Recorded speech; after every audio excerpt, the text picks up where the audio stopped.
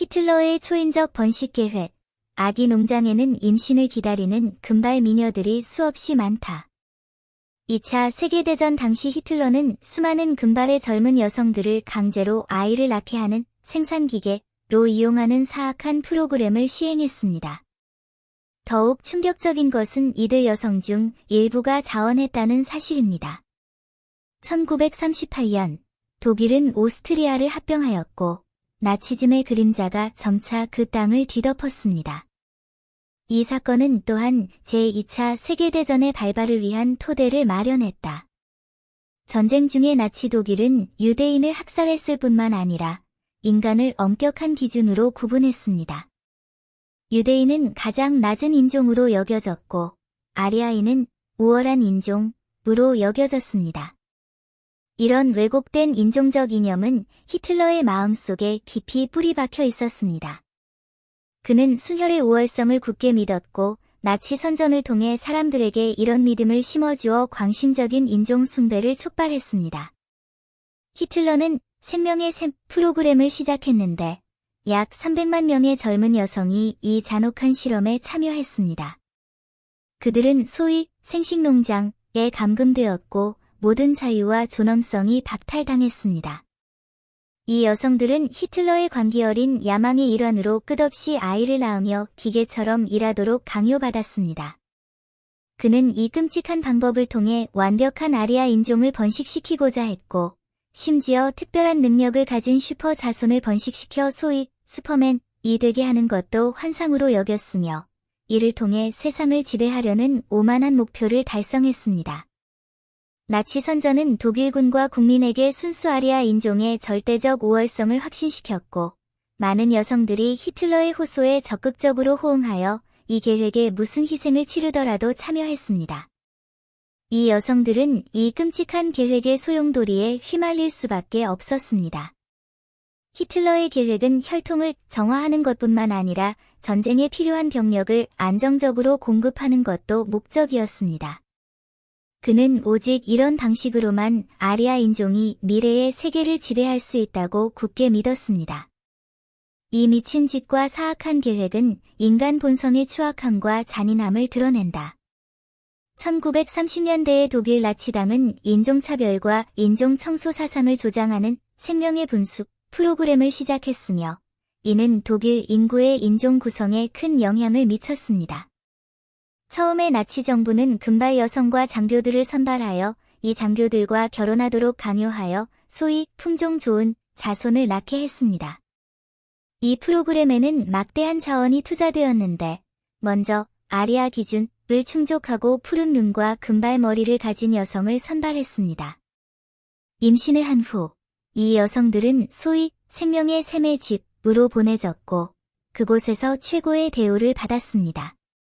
이 여성들은 우수한 산전 관리를 제공받았으며 순수한 아리아 혈통의 상징으로 그들의 출산 행동에 대한 보상이 주어졌고 그들의 아이들은 좋은 보살핌을 받았습니다.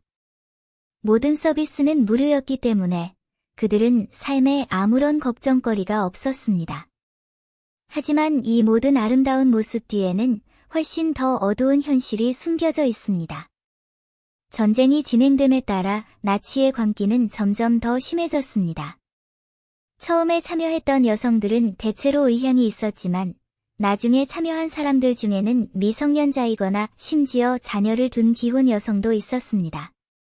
그러나 나치에게 이런 세부 사항은 중요하지 않았습니다. 그것은 단지 소위 우월한 자손을 생산하기 위한 도구일 뿐이었기 때문입니다. 전쟁이 장기화되면서 라이프 스프링 프로젝트는 통제 불능 상태로 치달았습니다. 끊임없는 출산으로 인해 이 여성들은 신체적 손상을 크게 입었고 출산 직후 아이를 빼앗기게 되어 산모와 신생아는 견딜 수 없는 고통을 겪게 되었고 이로 인해 출산율이 점차 낮아지게 되었습니다. 전쟁이 발발한 후 독일 국민들은 전쟁의 영향을 받았다. 인구를 유지하기 위해 생명의 샘 프로젝트가 전국으로 확대되었습니다.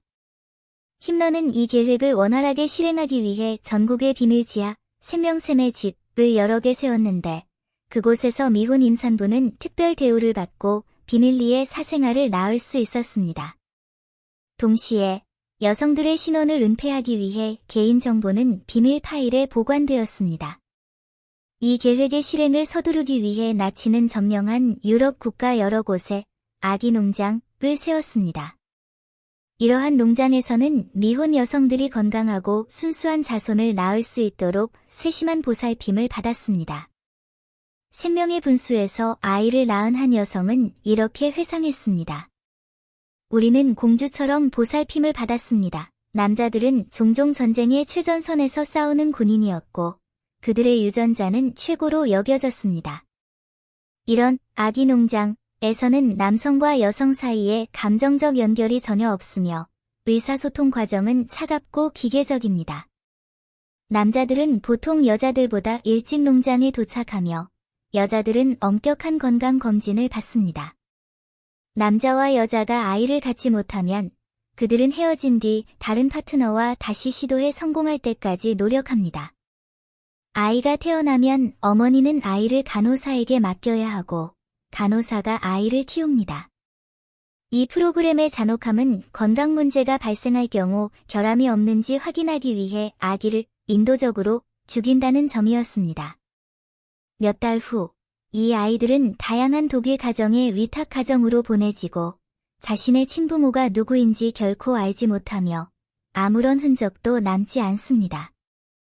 이 계획의 목적은 이 아이들과 그들의 친부모 사이의 관계를 완전히 끊고 그들을 소위 순수 독일인 집단에 완전히 통합시키는 것이었습니다.